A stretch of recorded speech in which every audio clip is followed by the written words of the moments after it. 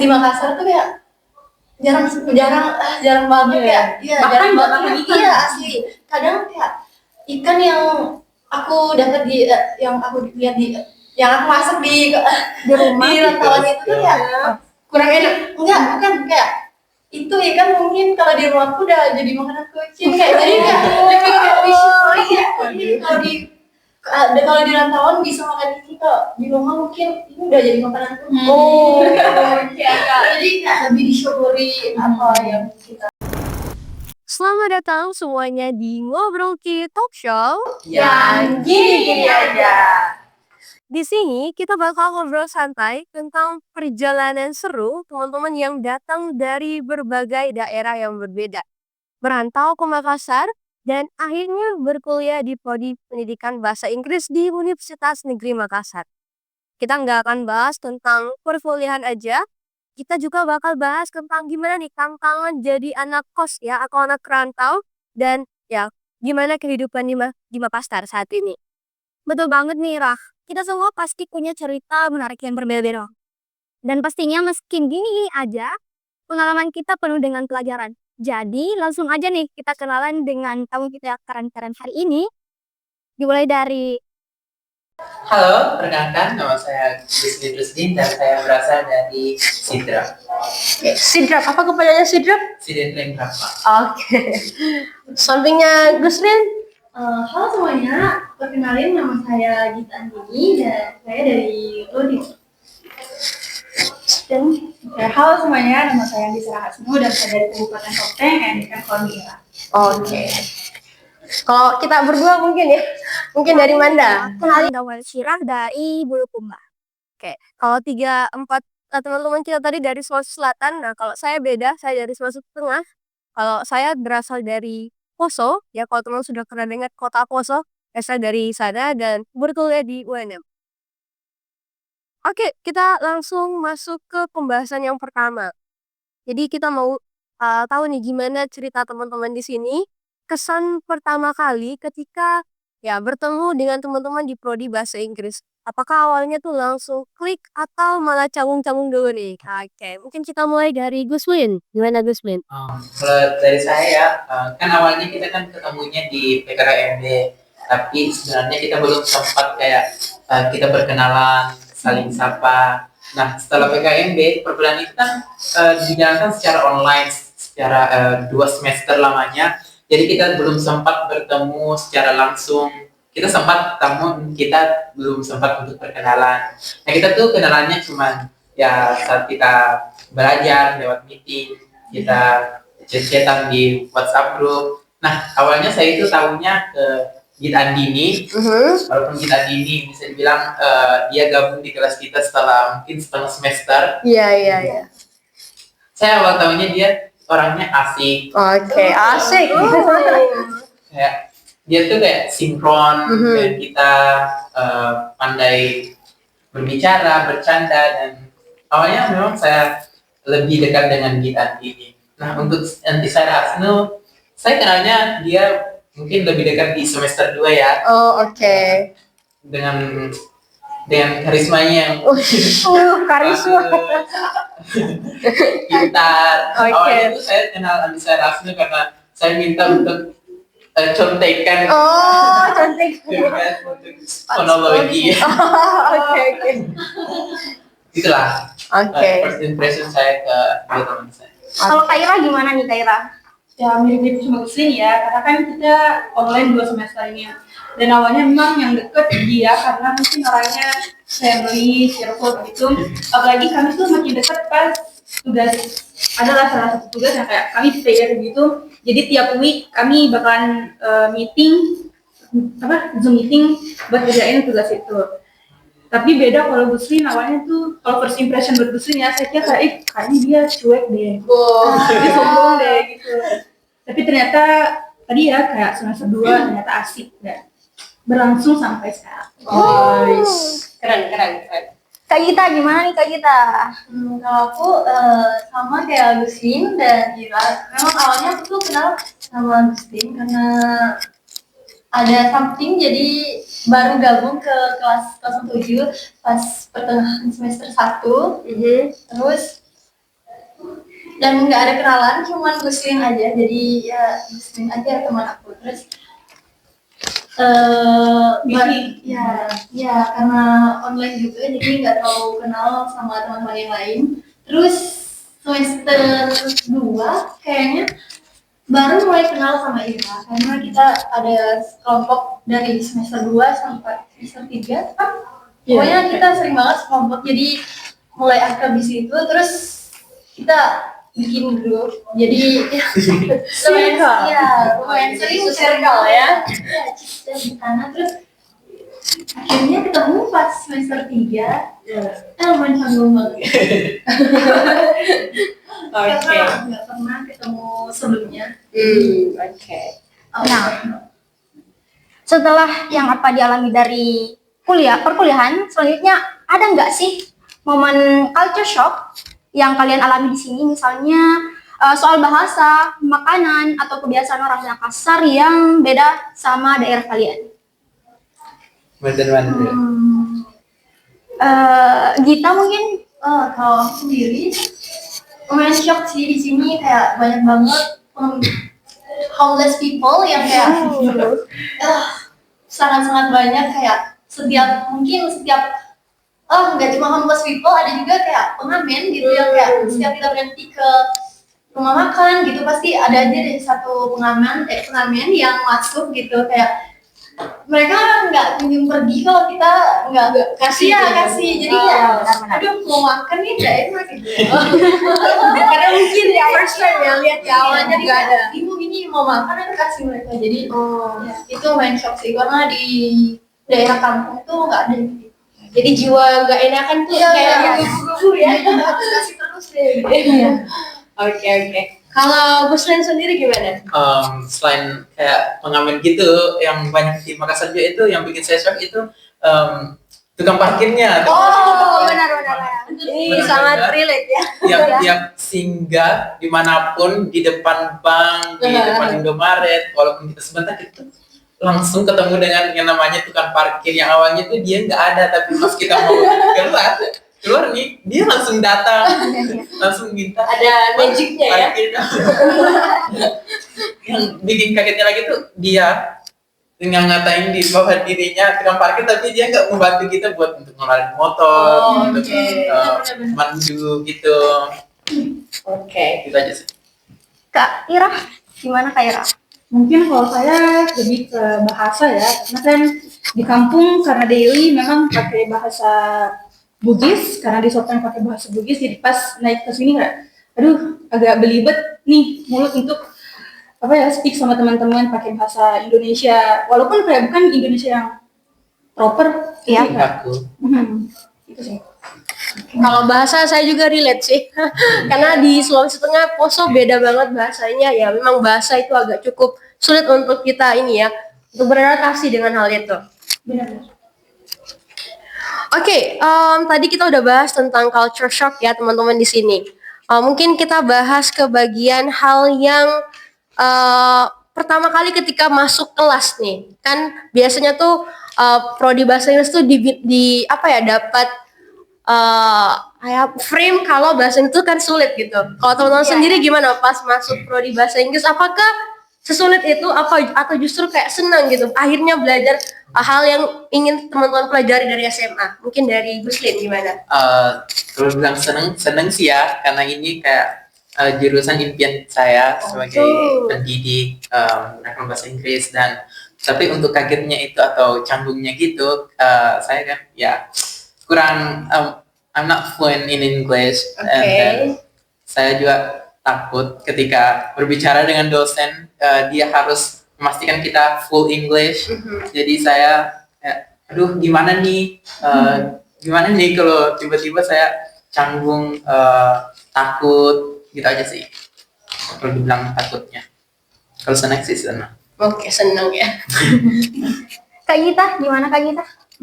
Kalau aku sih dari dulu memang mau ambil bahasa Inggris, cuman kayak pas ambil jurusan ini, pas ketika masuk ke pendidikan bahasa Inggris kayak agak shock, terus minder gitu, karena kan kita pendidikan ya, jadi banyak banget kayak orang-orang yang pintar, terus kayak orang-orang yang fasih berbahasa Inggris, jadi kayak aduh, aku nggak bisa gitu. Oke, agak mengunderestimate diri ya. Iya, betul-betul.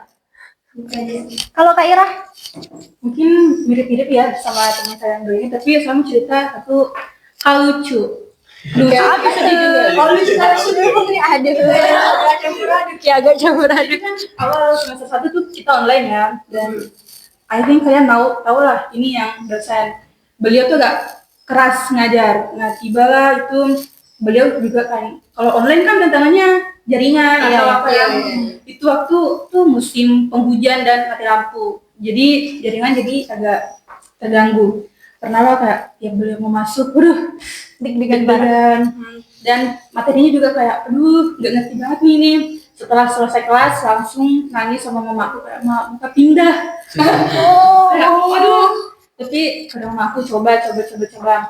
Dan kayak pantas memantapkan diri lah. Dan ya, sampai sekarang. Oke, memang berarti agak berat ya tantangannya di prodi bahasa Inggris ya. Ya, jadi nggak senang di realitanya nggak sesenang itu ya teman-teman.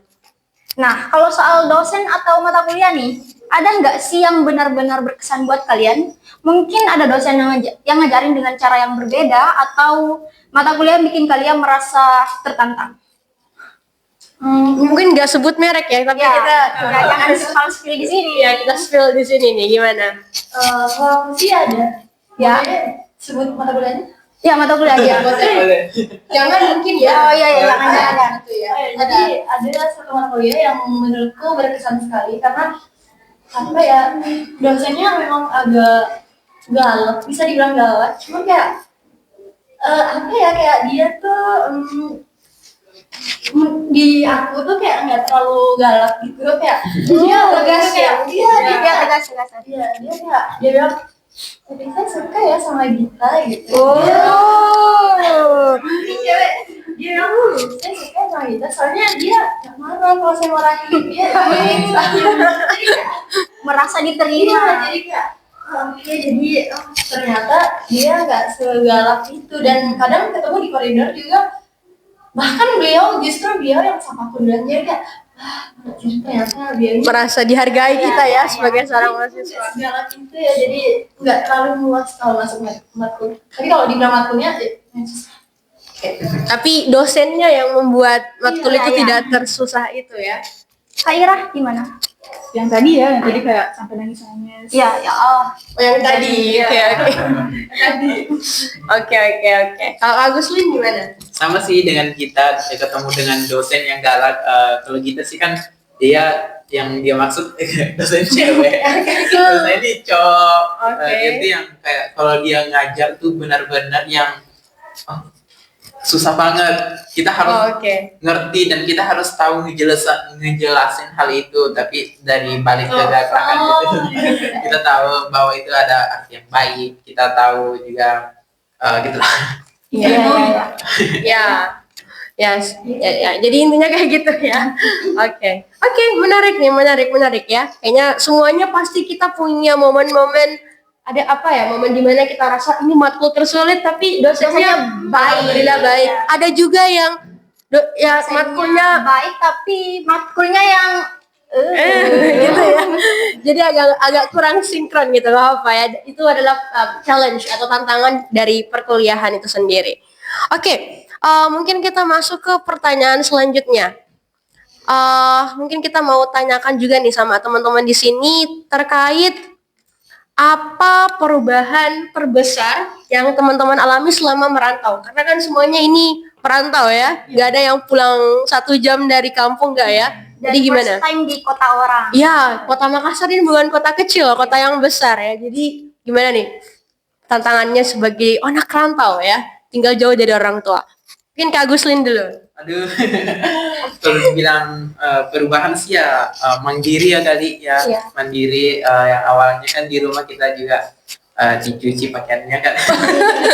Oke. Ada yang nyuci.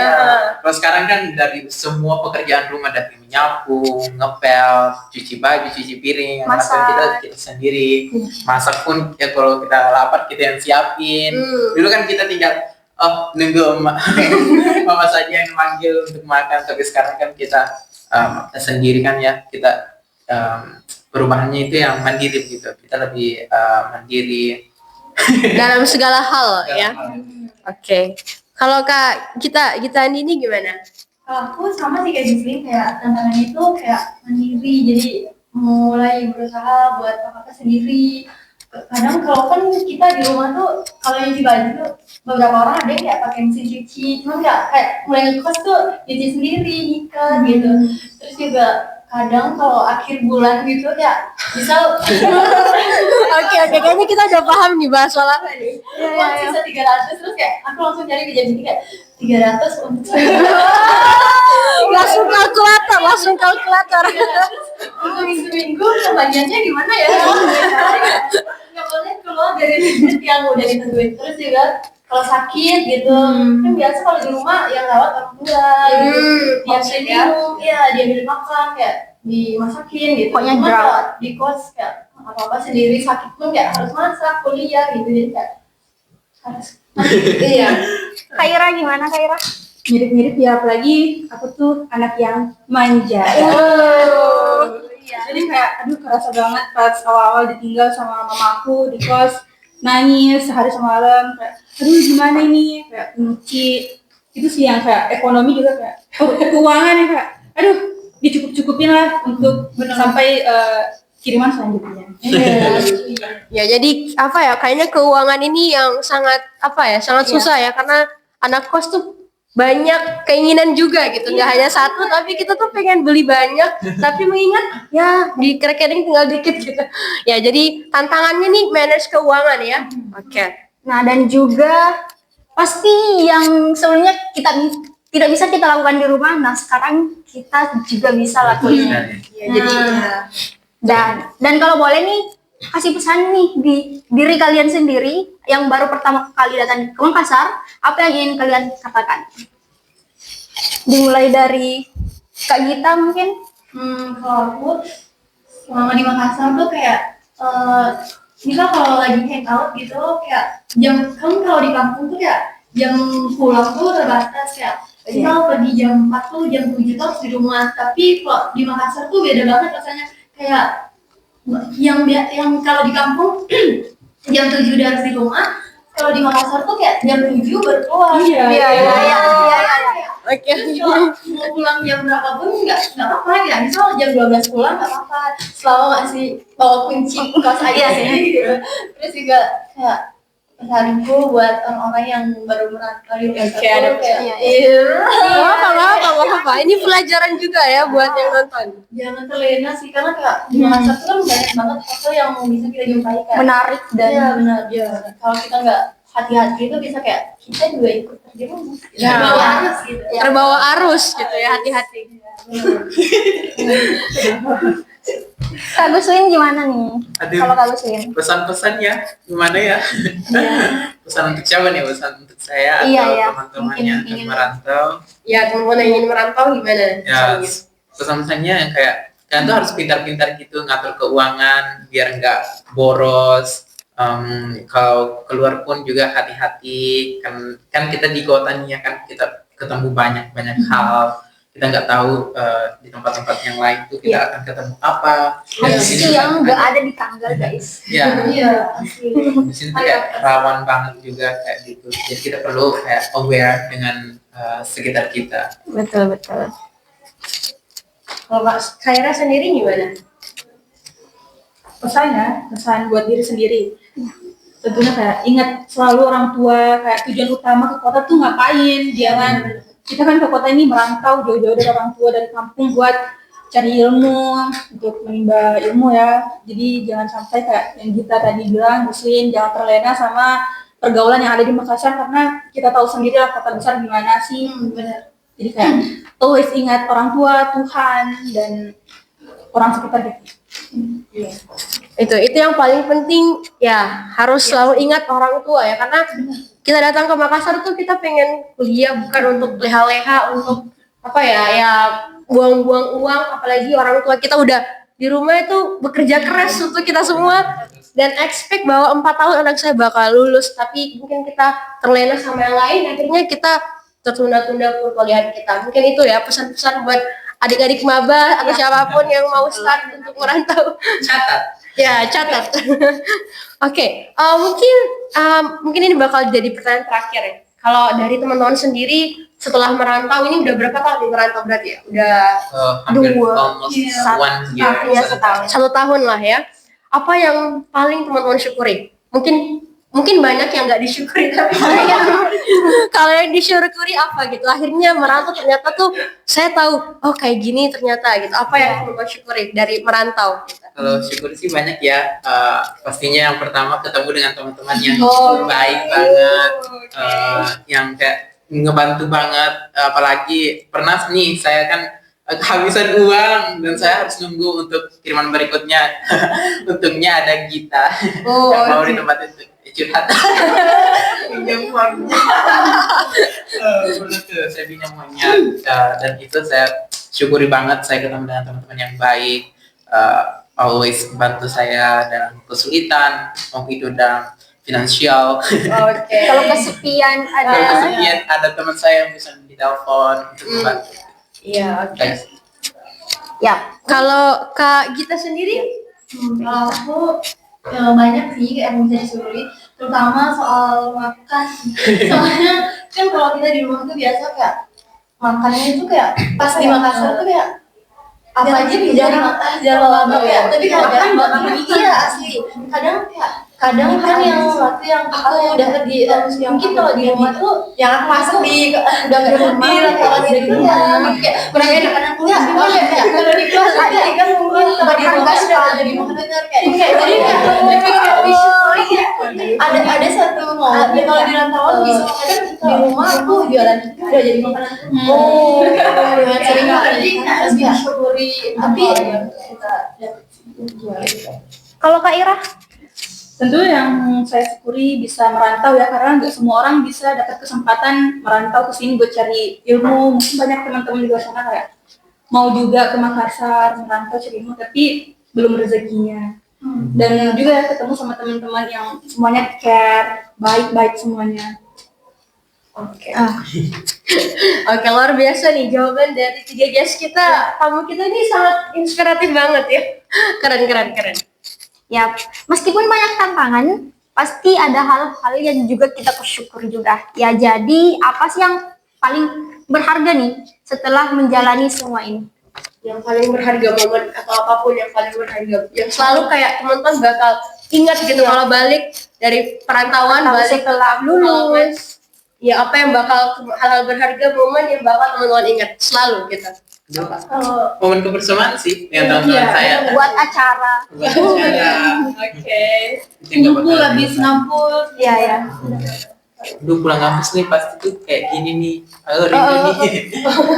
iya sih Iya. Betul juga tadi saya menarik sama yang tadi disebutkan sama Saira soal ya kita nggak semuanya dapat kesempatan buat ini ya buat merantau. Ada bahkan beberapa teman-teman saya juga yang pengen banget merantau tapi orang tuanya tuh nggak kasih atau bahkan kendala di dana. Tapi syukur kita di sini duduk ya bisa merantau dan belajar. Makanya itulah yang harus kita selalu syukuri gitu ya.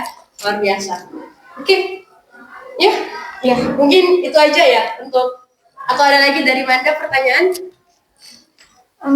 Itu aja sih. Oke, mungkin itu aja ya untuk talk show kita pada hari ini. Kami mau ucapkan terima kasih banyak buat ya guys tamu-tamu kita yang luar biasa yang kece-kece, give it a applause, mungkin tepuk tangan, keren. Oke, terima kasih sekali lagi buat tamu kita yang udah berbagi cerita dan pengalaman selama merantau dan juga kuliah di Makassar. Ya semoga ini dapat menginspirasi teman-teman yang nonton ya dan mendengarkan di sana dimanapun kalian berada. Dan tentunya terima kasih juga kepada kalian yang sudah datang ke sini. Ada Guslin, Gita, dan Ira yang ikut ngobrol santai di Rocky Talk Show yang gini-gini aja. Sampai jumpa di episode berikutnya. Bye.